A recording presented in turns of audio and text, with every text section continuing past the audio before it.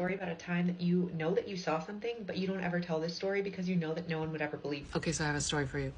We're from a small town in Mexico called Tocaltiche, Jalisco, okay? And my parents used to take us as children to visit our relatives, right? And it is very, I can't explain it, it's just very earthy, very nature. Mexico is, I don't know, you just feel closer to people there. It's just different.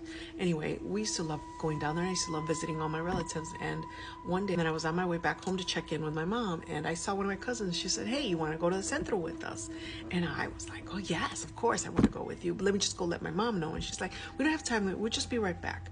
So this was around noon, okay? It was 8:30 at night when we got back.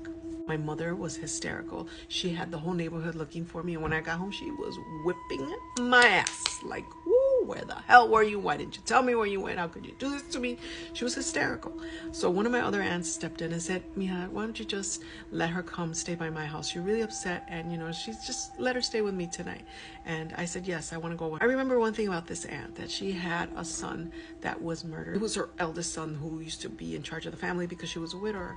So it really hurt her. Like, it was, she never got over it. My aunt lived in pain her whole life. And you can sense that walking in her house. There was a lot of grief. We went to go to bed, and she's like, "You go to bed, mija. I'm just going to say my rosary," because she was Catholic. And she's like, "I'm just going to say a quick rosary and I'll come right to bed." I said, "Okay, tia." So I can see her, I can hear her murmuring the rosary back and forth. And she was, just repeating. And I fell asleep. And then I woke up, and it was like, I don't know, past midnight. She was still praying. And I thought, ooh, how long is this thing going to go?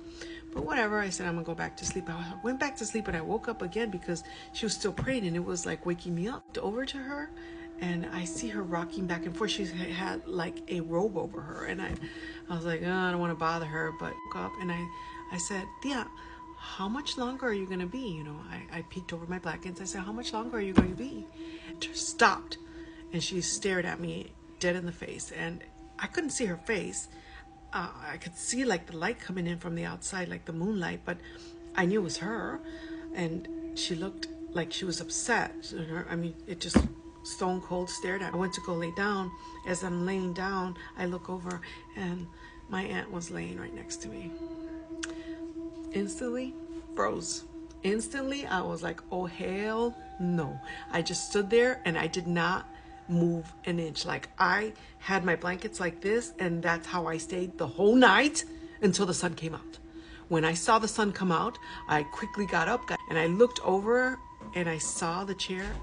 It wasn't a rocking chair, it was just a regular chair. And my aunt's like, "You're going home? You don't want breakfast?" "No, thanks. Bye. See ya." Did never go back.